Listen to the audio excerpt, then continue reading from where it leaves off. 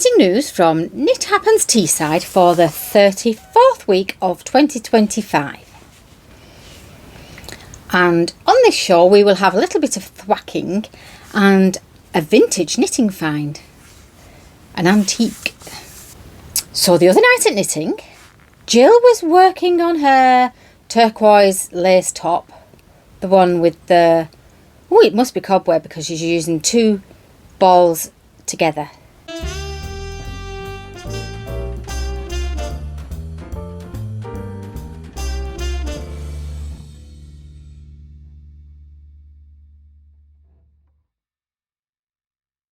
And she's still on the first sleeve, amazingly. I thought it might have been finished, but I mean, it is lace work, and she did finish that sleeve and decided that that wasn't long enough, so she's doing her sleeve longer.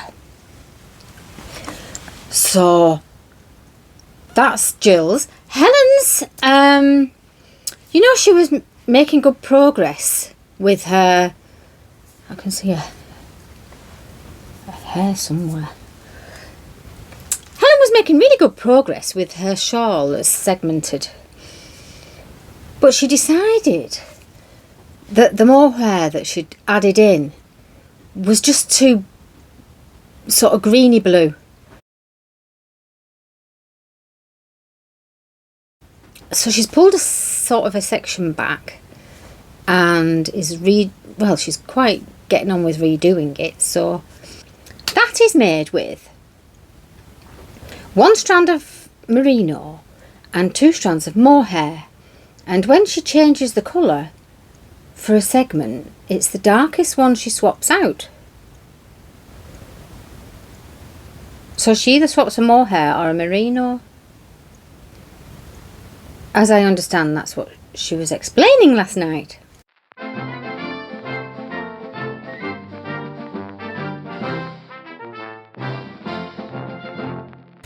I was working on my shawl that you keep seeing. It's a little bit gored. I had a cable needle with me this time. And is my ball getting any smaller? I'll show you every week. I've only done about, well, I might have done 6 rows this week, if we're lucky. But I'm nearly back onto the orange, and I haven't lost the orange yet. Oh, am I doing way too much crinkling? I can edit it out, can't I? So that's my little ball. I'm probably going to do the stripe section, so I maybe should start the stripe section where it stripes back into orange.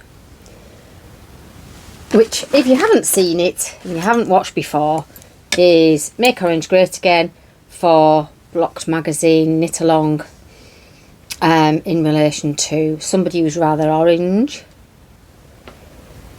So it's Mogger. That's that one. I have to blow my nose. Something's getting right up my nose. I did pick some sweet pea flowers and think that it could be them. Oh. What else have I been doing? I now have, thwacking. So I have finished the spinning of I think it's about 7 shades of merino that I plan to put together, and haven't fathomed out the yardage or the meterage, but they vary from 67 wraps to 91 wraps. So there is a bit of a variance in my spinning, but they're not going to be exactly the same, are they? And I am a beginner still. Now, when I've calculated what I have, I may decide what I'm going to make, and also, well, I need to do some rummaging through patterns to find something that's, now I will look online, but I have quite an extensive library of books and patterns here, so I'll put it in Ravelry and see what it comes up with, and then look for appropriate patterns in my big catalogue of patterns. Right, so I did some thwacking earlier, and It's quite interesting really how much it evens out the skeins. Well, it does when I do it.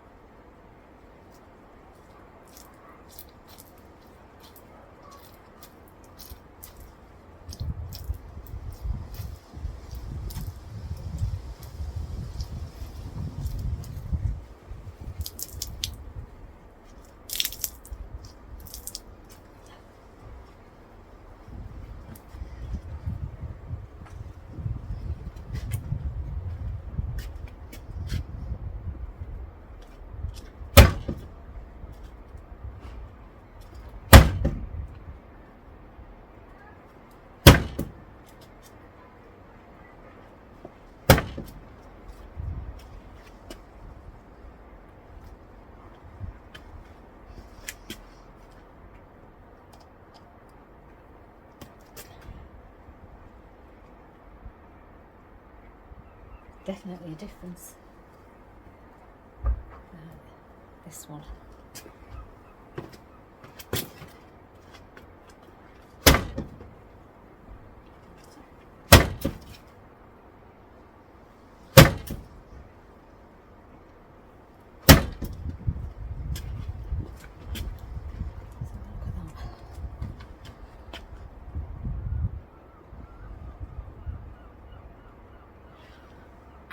Definitely does the job.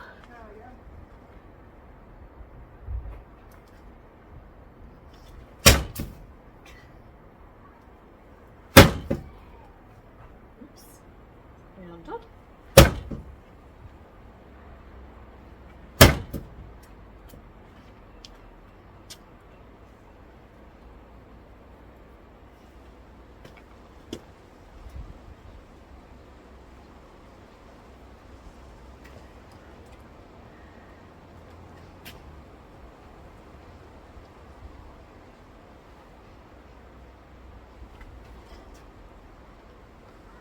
They definitely look better than they did. I know not everybody thwacks, but it certainly works for me. So once them 3 skeins are dry, I can put them all together and they'll be ready to go.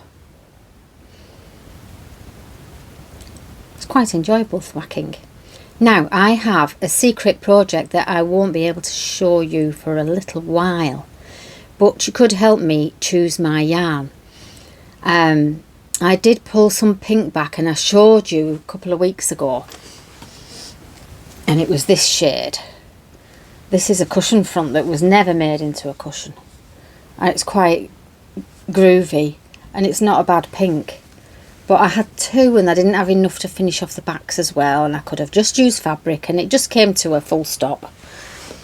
So I mean, I could finish that one off. So I've wound some back, but I've also decided that it might be a bit scratchy.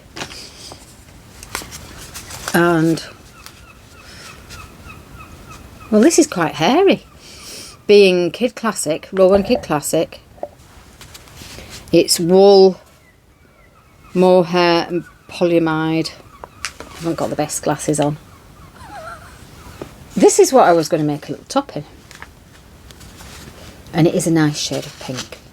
Now the project that I'm making is this, which is I think this is a DK, and then I want more hair on it as well, and I have tons of this one.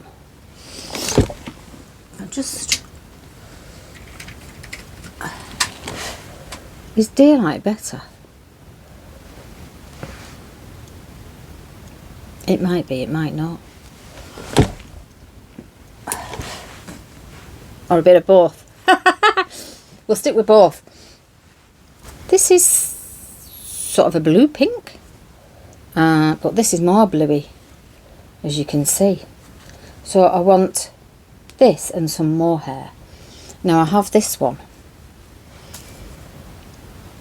but that's a bit sort of, might look alright on there. I find it a bit yellowy, peachy, virgin on peach. I did check what I had in my box. I'll check again. No.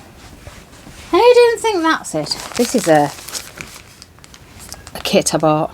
All Kittle K's.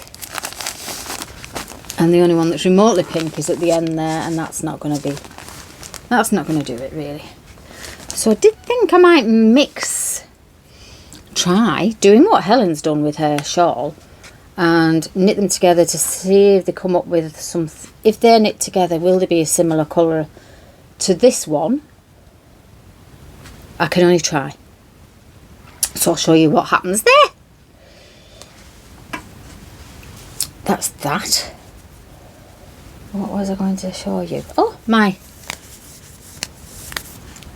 I knew it was round here somewhere. So we had a little sortie today. We had ventured out and went to like a local junk shop. It's junk and antiques, and there's a big record section actually if you're into your vinyl. And it's ever evolving. There's loads of chimney stacks, like chimney pots. And all sorts, old vintage clothing. But mostly men's. Not much in the way of women's, unless I miss the women's rail, but I've got enough old vintage clothing of my own. I don't need any of theirs.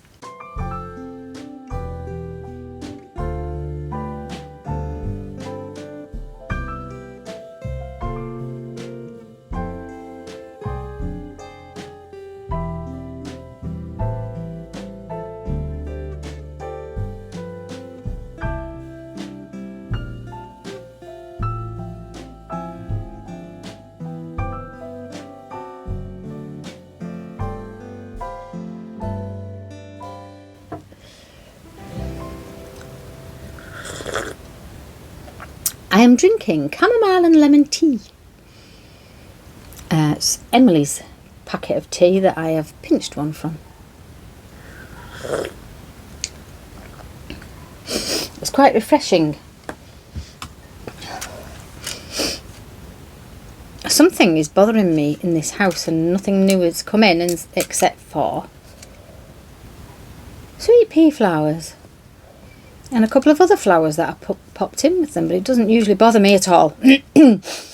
So it's a little bit annoying. Right, this is something I found in the little junkie shop. It's not the same junk shop that I showed last time, it's a different one. So this says,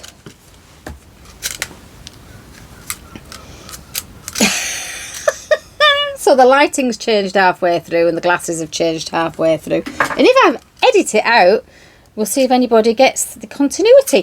By the way, Helen had to tell me what month it was last week. I'm so sorry if anybody thought it was September already, because it's still August. We've got one more week of August to go. And, well, Helen does keep me right. I don't know what I'm saying half the time, but actually I went through the Tyne Tunnel once, and because she had paid when we'd gone together, I was driving and she paid the toll. When I went through again later, she said, have you been through the Tyne Tunnel? Because she got an email to say that she had an unpaid ticket. So that saved my skin, because you have till midnight the following day to pay. And if you don't pay, there's a fine. So there you go. So this says the Crescent Case Best Knitting Pins. And I've got some photos that show you better.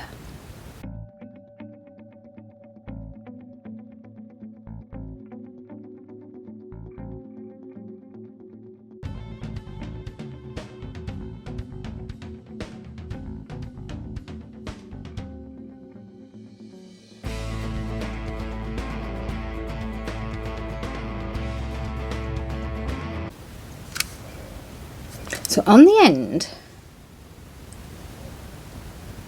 can you see that? If you turn it, you get an opening, and then in that opening you've got a set of needles which are very slender Now it says 4 sets and there's only 2 sets. And actually, I don't know if that's a set because we've got 2 longer than the other 2. But they do look like, oh, I don't know, no, these might be different sizes. I'll have to see. So I'm assuming these are sock knitting needles. But it's actually, to say it's got 2 sets missing, it's quite heavy. But isn't that good with all its vintage writing? So the company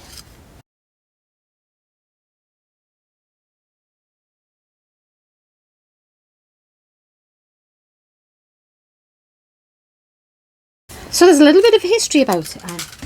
Do you know what I am? I'm too warm. Can you see me going pink? I am too warm. That was to show you my Noro little crop cardigan, which is great, but way too thick for today. I think it's Silk Garden, or it's definitely got wool in it. Is it wool and silk? Silk Garden. It's Noro. It's Noro yarn. Goodness. You do know that when I look in the mirror, all I see is Namau. And actually now it says Namau. So if I've got a couple of these t-shirts and I put them on and I just go, Namau. So this company was bought by another company in the 60s. They closed, 1960s. They originated in the 1800s, and I was looking for the information, but it's on there, which is the thing I'm recording on. I should have done some notes. Don't know if you can see a lump on my hand. It is actually a bit of a lump. I think we had a miscommunication, me and Daisy, and I got bitten. And I'm pretty sure I'm okay. But it has kind of swollen up a bit, and it was very painful when she did that. I thought she was in a playful mood, and she wasn't, apparently. I was running up and downstairs, getting ready to go out, to go to knitting, and decided, like, trying to find some shoes that went with what I had on. And she was running backwards and forwards and sharpening her claws and things on the board in the bedroom that she uses. And she hides behind the door, and we sometimes play, and she goes like this, and she doesn't get her claws out, and she doesn't usually hurt me anyway. She just went. So yeah, I've got a bit of a wound.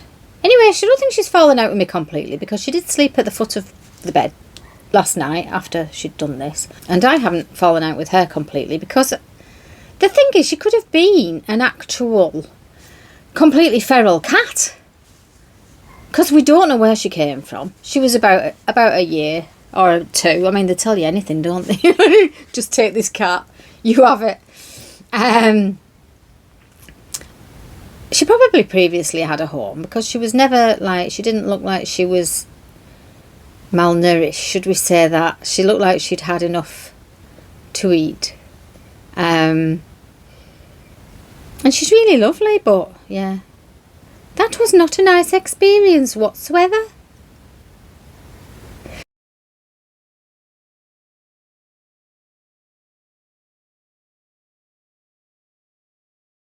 I've shown you my shawl. I've told you about other people's knittings.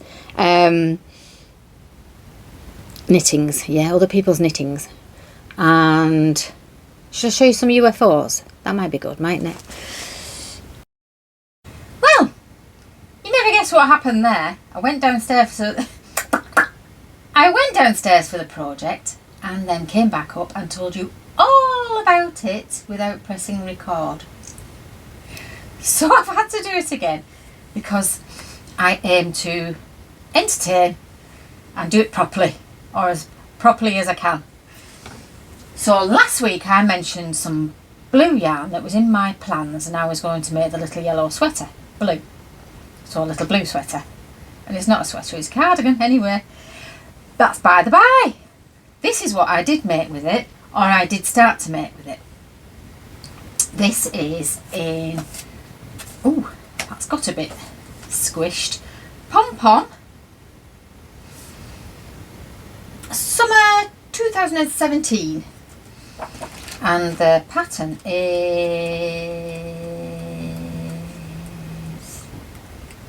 there's a few good ones in this one, really. Soiree. The thing is, it's kind of like this loose fit, and it even looks a bit batwing on here, but I think she's probably got very bony shoulders and skinny arms, unlike me. So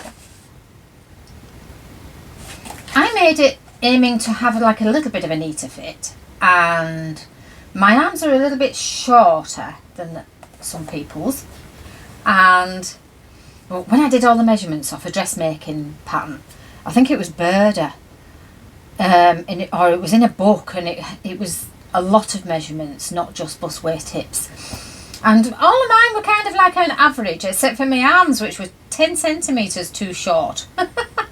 So what I do with my sweaters is I do the increases or decreases when I'm shaping the sleeves, so it depends if it's top down or bottom up.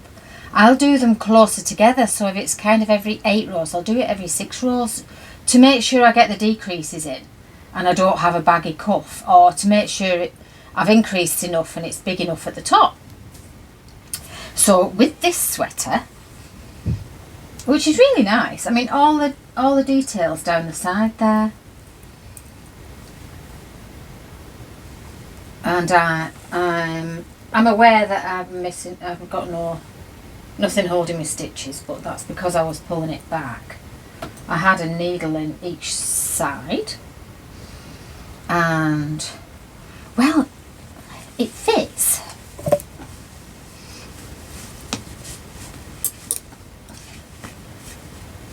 It's a little bit cropped, which is fine, but it's not really the look, is it, that was on the design? So I don't know, I should have done the whole thing a bit bigger really, but it's not tight, it's just more fitted. Anyway, it's, the blue yarn is Lamemule wool, and it's Blaeberry Crush, and it's a 4-ply, it's 100 grams, approximately 400 metres, and it's spun from blue faced Leicester fleece, which has been hand dyed in small batches. So that's it wound into a cake, and I am pairing it with some of my favourite Rowan kid silk. Well, it can be any make, it doesn't have to be Rowan. In, well, yeah, shade 593, which is kind of a navy, a slightly petrol-y navy. Very nice. Anyway, I like how it's sort of mottled, and it feels quite soft and lovely. But I have to do my sleeves. They got too tight too fast. So I'll have to do my decreases going down the sleeves a little bit further apart than I was. So I'll have to fathom that out. So that's why this is a UFO, because it just all got a little bit tricky. But I am pleased with it. I think it's, for me, probably more wearable being this shape than being sort of loose. Yeah, loose and sloppy is not really something that's going to suit my shape, I don't think. So that's skimming her hips, I think. My hips are, well, it would be more there. So it's there's my waist, so it's about, what is it, about an inch or two below my waist. So I suppose it is skimming my hips, but you know, it's really hard, isn't it, to compare when you're a completely different shape than the person that you can see the garment on, and completely different shapes suit you, because I really like that sort of loose baggy look. The what would you call it? There must be a name for it. Anyway, there's been a lot of popular patterns. Like, oh, what was that t-shirt called? Oh, I can't think what it was called. By Hawkey Locatelli. The very square t-shirt everybody made. I'm not sure that would have suited me. It's not something that I wear, that sort of shape, because I'm quite short as well. And if I wear something that's very boxy, I just look like a cuboid with softish corners. Right then, managed to record that again. So more news, maybe next week.